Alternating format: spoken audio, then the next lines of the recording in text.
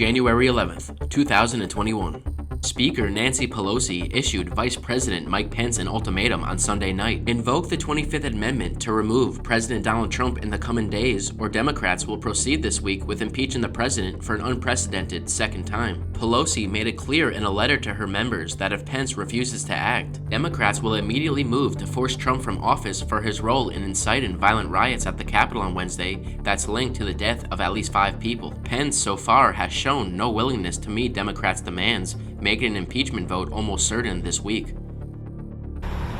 The quickest and most effective way to remove this president from office would be for the vice president to immediately invoke the 25th Amendment.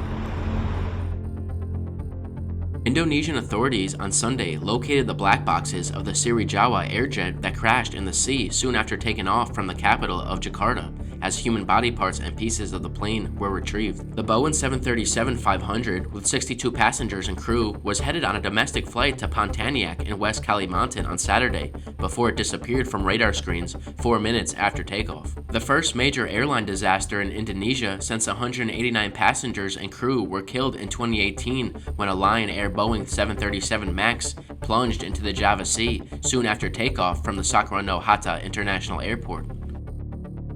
Fokus kita tetap pada pencarian korban.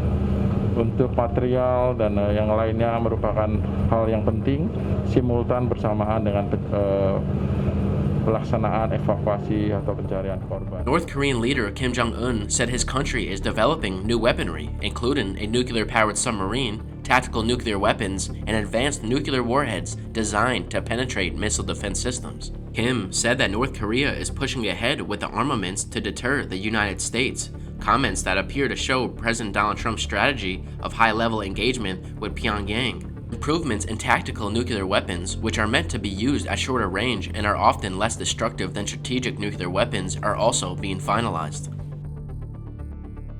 At least 3 people were killed by a man who went on a murderous rampage in Chicago and nearby Evanston on Saturday. Several more were injured by the gunman, who was also killed after a shootout with police officers. The gunman was identified as Jason Nightingale, a 32-year-old whose motives for the killings are still unknown. The killing spree began when Nightingale fatally shot a 30-year-old man as he was sitting inside a car in a Chicago parking garage in the Hyde Park neighborhood. Around 10 minutes later, Nightingale killed a security guard in a nearby apartment building before shooting a 77-year-old woman who was retrieving her mail in the back of the head.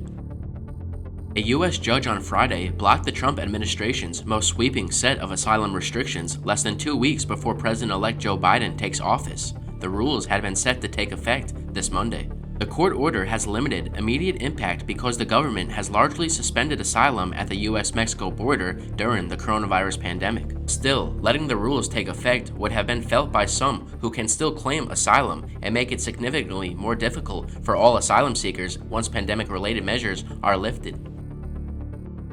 In the push to end the coronavirus pandemic, New York City is opening 5 new vaccination centers Sunday, and not a moment too soon. The latest positivity rate across the city is over 6.5. The efforts could help change the trend, with some of the vaccination sites even open 24 hours a day. When the vaccine becomes available to the general public, they will be able to vaccinate up to 2,000 people a day. By the end of the week, the city will have 160 vaccination sites open in total in all of the 5 boroughs.